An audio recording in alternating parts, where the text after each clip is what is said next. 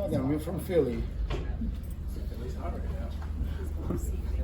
Well, Andre, personal congratulations on the victory.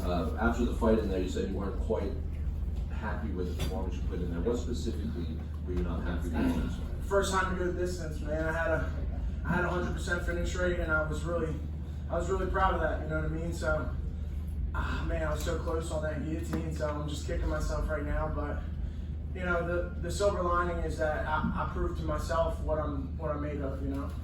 That 100% finish rate, how important was that to you? It's like the whole reason that I got into martial arts was to be able to, you know, put a motherfucker to sleep. You know. Was it something he was doing? Was he just that tough in there, or did he surprise you with anything? I think that I got wrapped up in the striking, which, you know, I've been working on a lot. I've spent a lot of time working on my boxing for these last two fights, really. And, you know, I kind of, for what it's worth, I got away from my bread and butter, which is the grappling. And, you know, by the time that I got back to it, I had exerted myself a lot in that first two rounds. I was going to ask, in the last fight when you fought Nick, you were very proud that you took him down to his world. Obviously, a lot of the narrative with this is he trains with Golovkin, yeah. Alex Mojeda. So, in the back of your mind, you're like, I want to show the crowd that I can also strike with this guy too? It was more so the fact that, like, I was battling a couple injuries during this camp, and I wasn't able to spend as much time in the grappling as I had in the past. And you obviously called out Bo Nickel again after Yeah. the fight. How confident are you that the UFC will actually look into making that fight? Honestly, I don't care. Like, if he doesn't want to fight me, it is what it is. But, you know, he's gonna have to shut his mouth and stop talking shit. You know what I mean? Because if not, like, I'm gonna see him eventually. You know. Have you run into him in person at all recently? I had ran into him at a fight in Philly, but that was before he was, you know, saying some disrespectful shit. Gerald Richard also tweeted that you called him out too when he had a gif of like someone sad walking down the street. Is that a fight that you'd still be interested to? Yeah, absolutely. I know that I think he's booked for next week or 2 weeks.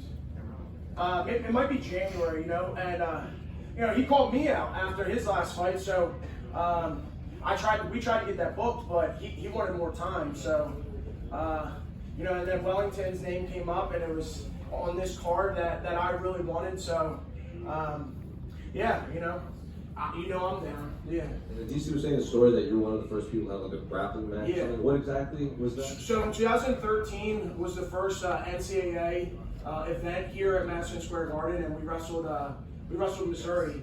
So they flipped a coin to see what weight they would start at, and it was 184. So, I mean, I'm the first to have a wrestling match here. So, yeah, that's my story. Congratulations. Just over here. Yeah. You said obviously previously that you've been calling Bo out for a long time. Yeah. Saying no.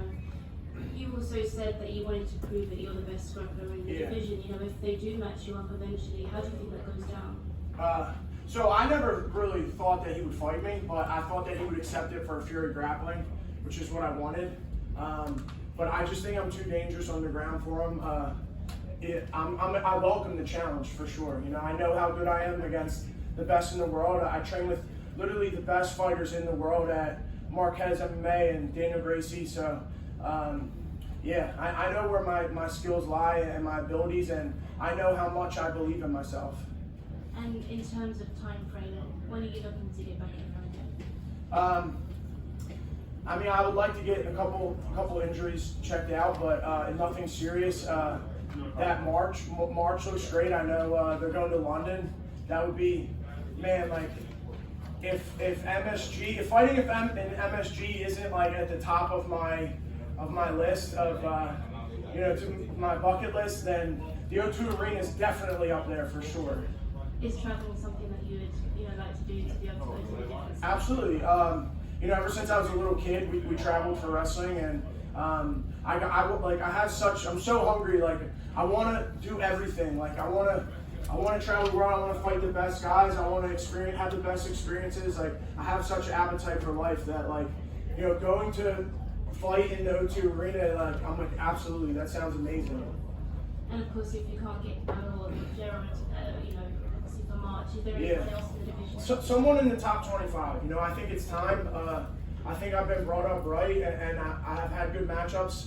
But I think it's time. I mean, especially if I get a new contract, I'm certainly ready to fight guys in the top 25. Absolutely. My striking is where I'm really confident in it right now. My grappling, I'm really confident, and I just feel like I'm ready for that level. Congratulations. Thank you. Andre, one more. What if they add Hamzat to the division? Is that something you want to? Absolutely. I want to test myself against the best grapplers in the world. Yeah. All good. Thank you.